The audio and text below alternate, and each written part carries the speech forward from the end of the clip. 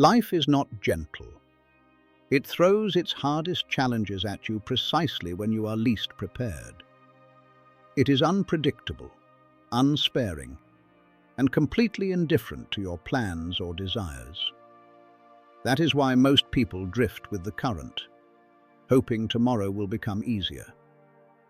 But tomorrow brings its own set of blows. And Stoicism says something different. Stop waiting for relief. Prepare to become stronger. Because only the person who accepts life without comfortable illusions can learn to govern themselves and hold a steady course even in the middle of a storm. Today we are going to explore 15 Stoic lessons that open your eyes. They are direct. They are honest. Some of them will be uncomfortable. But if you begin practicing them, your days will no longer feel like aimless wandering. They will feel like a field you are choosing to win. Before we begin, do two things. First, write in the comments right now, without overthinking it. Today I change my fate. I am Stoic. Write it as a declaration to yourself. When you put an intention into words, you begin programming your consciousness towards strength. Second, subscribe to the channel and like this video. That is your way of supporting this community and confirming your own commitment to this path. Now, let's begin. 1. Nobody owes you anything. This is the hard truth most people spend their whole lives running from. We grow up with a belief that the world is supposed to be fair, that people are supposed to respect our feelings, that friends and family will always show up for us. But life keeps proving, again and again, that no one is obligated to do anything for you. And the faster you truly understand this, the less you will be disappointed. Think about how many times you felt hurt because someone did not call, did not help, did not appreciate your effort. But tell me, is there a law anywhere that requires other people to meet your expectations? There is not. That expectation is an illusion we find it convenient to hold, because it lets us avoid taking full responsibility for ourselves. Seneca wrote, "A person is unhappy to the degree that they believe things are owed to them." We create our own captivity when we wait for gratitude, praise, or rescue. And the worst version of this is expecting support from people who are barely holding themselves together. The truth is that you are the author of your own life. Other people have their own. The sooner you stop constructing your expectations around what others should give you, the more energy you will have for what you can actually build yourself. This is not bitterness, it is clarity. And clarity is one of the most valuable things a person can have. 2. Time is your only non-renewable resource. You can earn more money. You can rebuild your reputation. You can recover your health. But the hour you just spent, that is gone. No refund. No second chance. Seneca wrote, "The greatest loss of time is postponement. Life runs away drop by drop, in irresolution and procrastination. Every day you make 1,000 small choices about where your time goes. And the sum of those choices is what your life becomes." Most people treat time like it is infinite, spending it on things that offer nothing in return, numbing themselves with distraction, drifting through days without intention. But the Stoics treated time as the most sacred resource in existence. Marcus Aurelius reminded himself of it daily. Memento mori, remember that you will die. Not as a morbid thought, but as an alarm. A call to stop wasting the one thing you can never get back. Ask yourself honestly, What is the last hour you gave to something that truly mattered? And what would today look like if you spent it as if it were one of the last days you had? 3. Money will not solve the problems you are really dealing with. There is a persistent fantasy that if you just had more money, the anxiety would stop, the restlessness would settle. Life would finally make sense. But think of how many people with money are still empty, still anxious, still searching. Because the problems money solves are surface problems. The deeper ones, the fear that you are not enough, the feeling that something is missing, the sense that you are living someone else's life, those are not solved by anything external. Epictetus said, "Wealth consists not in having great possessions, but in having few wants." The Stoics understood that genuine inner peace comes from within, from self-knowledge, from living in alignment with your values, from working on what actually matters. Money is a useful tool. But it is a tool, not a solution. If you are using financial goals as a substitute for the work of actually knowing yourself and building a life of meaning, you will keep arriving at the money and finding it was not the answer after all. 4. Life is unfair, and the Stoic response is not what you expect. Life is not a meritocracy. Good people face terrible things. Hard work does not always get rewarded. Unfair things happen to fair people constantly and without explanation. This is not a temporary malfunction. This is the nature of existence. The question is not whether life will be fair to you. It won't, at least not consistently, and not on your timeline. The question is what you are going to do with that fact. Marcus Aurelius governed the Roman Empire during plagues, wars, betrayals, and constant pressure. He did not wait for the world to become fair. He focused entirely on the only thing he could control: his own response, his own character, his own clarity of purpose. You cannot control the cards. You can choose how you play them. Every moment you spend resenting what is unfair is a moment you are not using to build something worth having. The Stoic response to injustice is not rage, and it is not resignation. It is the quiet decision to act well, regardless. 5. You can do everything right and still lose, and this is important. This is one of the most difficult Stoic lessons to truly accept, because it removes the comfort of thinking that if you just try hard enough, prepare thoroughly enough, and do everything correctly, you are guaranteed the outcome you want. You are not. The outcome is never fully in your hands. What is in your hands? Your preparation, your effort, your character, your response to what happens after. A Stoic gives their best and then releases the outcome.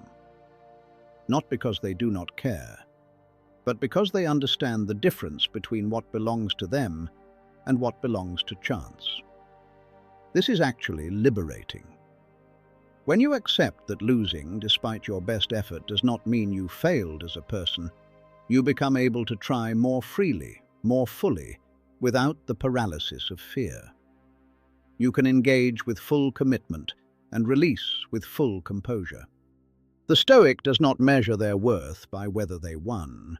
They measure it by whether they acted with integrity. 6. Love is not always returned. You can love with your whole heart and not have it met in kind. You can invest deeply in a relationship and have it end anyway. You can show up completely for someone who cannot show up for you. This is not evidence that you made a mistake in loving. This is the reality of human connection. People are at different places in their lives. with different capacities, different wounds, different definitions of what they can give. The Stoics do not advise closing your heart. They advise removing the expectation that love must be returned in the exact form you offered it. Love from a place of genuine choice, not from a need for reciprocation.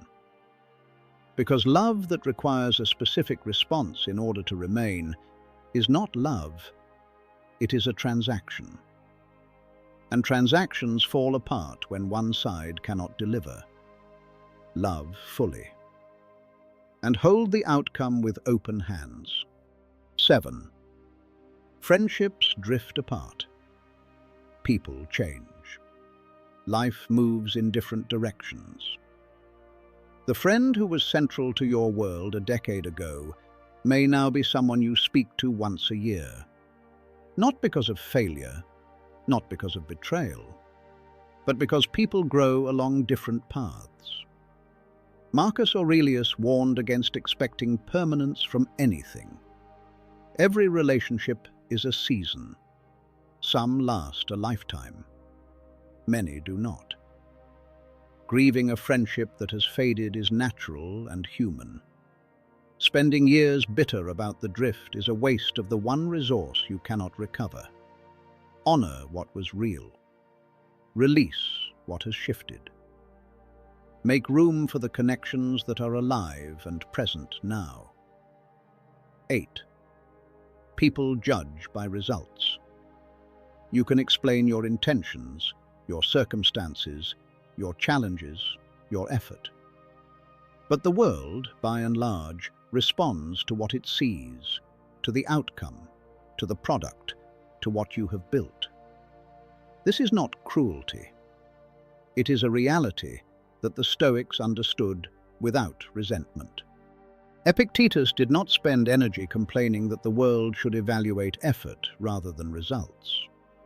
He focused on producing results that spoke for themselves. This does not mean you need external validation to feel worthy. It means understanding the rules of the world you are operating in. Put your best work into the world not to impress, but because your standard matters. The person who consistently shows up with excellence will eventually be impossible to ignore. 9. You are not as special as you were told. Many of us grew up hearing, "You are unique, you are extraordinary, you are meant for something great." And there is genuine kindness in those words. But adult life tends to reveal a different picture.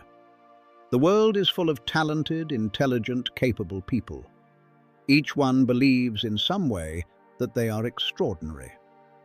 And the harsh reality is that we are each less exceptional than we tend to believe, and that this is actually good news. Because once you stop believing in your own specialness as a given, you begin building genuine strength through discipline, through action, through consistency. You stop waiting for your talent to announce itself and start doing the quiet work that actually produces results. Marcus Aurelius wrote, "Soon enough, both the one who remembers and the one who is remembered will be forgotten." This is not a diminishment. It is a sobering and clarifying truth. We are small in the scale of the universe. And because we are, every honest act, every disciplined day, every genuine kindness has meaning. Not because the world will remember it, but because it shapes who you are. You are not special by default. Become remarkable through effort. That is the only version worth building. 10. Most people value you mainly while you are useful. This one is uncomfortable to hold, but it is one of the most clarifying truths available. People often evaluate others not by who they are, but by what they can provide. Your usefulness, your connections, your help, your time, your skills, frequently matters more than your inner life. Think about your own relationships with honest eyes. How many people have shown up fully when you needed something, and quietly faded when you no longer had something to offer? This is not rare. This is the common human pattern. The Stoics did not advise bitterness about this. Marcus Aurelius wrote, "Do not be angry when a person acts according to their nature, and the nature of many is to seek advantage." Understanding this is not cynicism. It is the tool that helps you distinguish between genuine connection and conditional proximity. Build relationships not on the expectation of eternal loyalty, but on your own principles. Help people because you chose to, not because you are counting on their permanent gratitude in return. And invest your deepest trust in the few who stay present even when there is nothing to gain. Seneca wrote, "The one who values you for your usefulness is not a friend. They are an employer." True friendship and love begin where usefulness ends. Become that kind of person for others, the one who stays when there is no benefit in staying. You will be rare, and you will attract the same. 11. Happiness and sadness are both temporary. How many times have you thought, "I am finally happy. I want this to last forever"? And how many times have you thought, "This pain will never end"? In both cases, you were wrong, because neither happiness nor sadness is permanent. They come and go like waves. The Stoics reminded themselves, do not identify with your emotional states. They are like the weather. Today clear, tomorrow a storm. But no storm lasts forever, and no sunshine shines without interruption. When you accept this, you stop being enslaved by your own moods. Think of your life, of when you achieved something you had waited for, the elation was real. But how long did it last? Days, maybe a week. And then new challenges rose on the horizon. Or the opposite. When you lost someone or something that mattered deeply, the pain felt unbearable. But time moved on, and the heart slowly found its way back. This is the law of change. Marcus Aurelius wrote, "All things pass, what brings joy and what brings pain. Do not cling to either." This is not coldness, this is freedom. When you know that both joy and difficulty are temporary, you move through any state with greater steadiness. The next time you are in genuine happiness, enjoy it fully, but do not grip it. The next time you are in real pain, feel it, but know it too will pass. Say to yourself, "This too shall pass." These 4 words are one of the quietest and most powerful practices a Stoic can carry. 12. Your health is not guaranteed. We take the body for granted in a way that, looking back, seems almost impossible. Waking up, standing, moving, thinking. These things feel so ordinary that we rarely notice them at all, until something changes. Marcus Aurelius wrote, "When you kiss your child or a dear friend, remind yourself that they are mortal." This may sound dark, but it generates something important, a deep, present clarity. Because when you truly feel the fragility of the body, you stop treating the ordinary as ordinary. Think of those who have passed through serious illness. Almost universally, they say the same thing. I began to appreciate the simplest things, breathing, walking, tasting food. Why do we wait for loss to understand the value of what we have? The Stoic practice is to not wait, to acknowledge it daily. A body that can move is a gift. A mind that can think is a gift. A day without pain is a gift. This acknowledgement does not produce despair. It produces presence. Care for the body, not as an obligation, but as an expression of genuine respect for the life you have been given. Exercise. Eat with intention. Rest. These are not luxuries. They are responsibilities to yourself. 13. Complaints change nothing. It seems like complaining should help, like if you express how difficult something is, some pressure gets released. But the truth is that no complaint has ever solved a problem. It does not improve the situation, it only amplifies it. The Stoics saw complaints as a pure waste of energy. Seneca wrote, "We suffer more in imagination than in reality. When we complain, we live the pain twice, first in the event, then again in the words. We multiply our suffering instead of reducing it." Think about any situation. You had a hard day and started talking about everything that went wrong. Did anything change in the substance of the problem? No. But your energy and your mood emptied out. Complaining creates the illusion of action, while actually being the refusal to act. The Stoic principle is direct. Replace the complaint with a question. Can I change this? If yes, take a step, however small. If no, accept it. Marcus Aurelius put it plainly. If something can be changed, change it. If not, do not spend your strength on grief. There are people who lose their jobs and spend years complaining that the system is unfair. And there are people who also lose their jobs, and instead of complaining, they start something new, develop a new skill, find a different direction. The first group stays frozen in the past. The second group builds the future.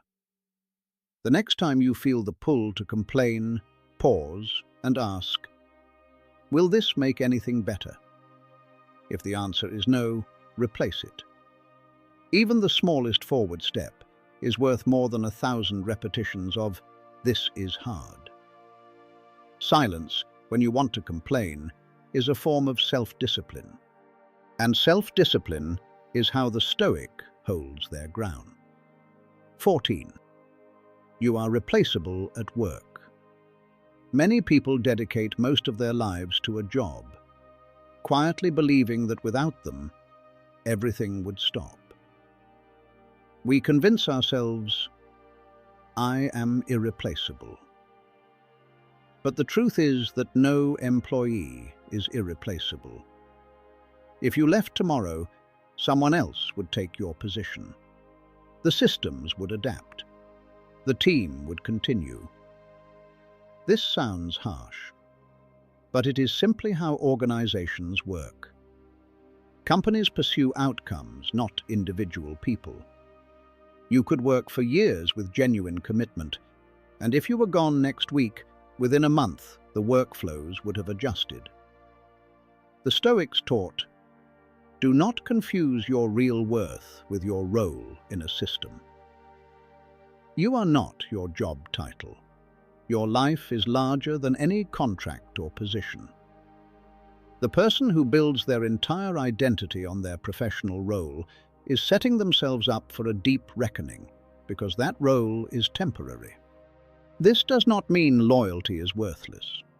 It means that your first loyalty must be to yourself, to your health, your development, your relationships, your meaning. Work honestly. Give your genuine best. But do not give your whole soul to something that would replace you efficiently. Seneca wrote, life is short, but we make it even shorter by spending it in service of other people's goals. This is not a call to laziness.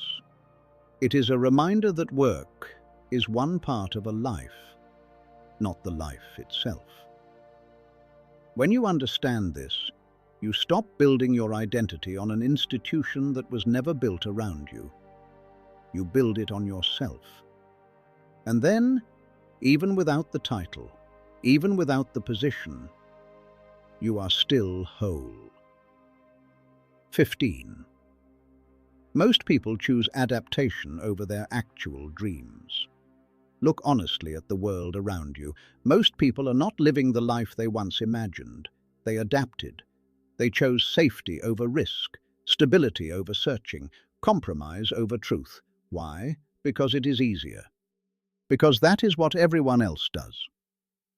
The Stoics saw this tendency in human nature clearly. Epictetus said, "Do not deceive yourself. The easy path is always appealing, but it does not lead to freedom." The person who chooses adaptation may appear calm, but inside something slowly dims. Because choosing not to pursue what genuinely matters is, in a quiet way, choosing against yourself. Think of the familiar examples. Someone who wanted to write, but took the office job because it was more reliable. Someone who wanted to travel, to create, to build their own path, but stayed because it was safer. With each passing year, those rational decisions accumulate into something heavier: regret. The Stoic wisdom is not reckless.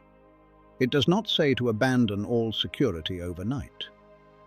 It says, live with honesty.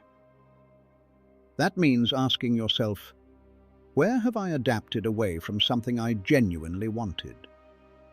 Where did I trade my truth for someone else's comfort? And then taking one step in the direction of what actually matters to you.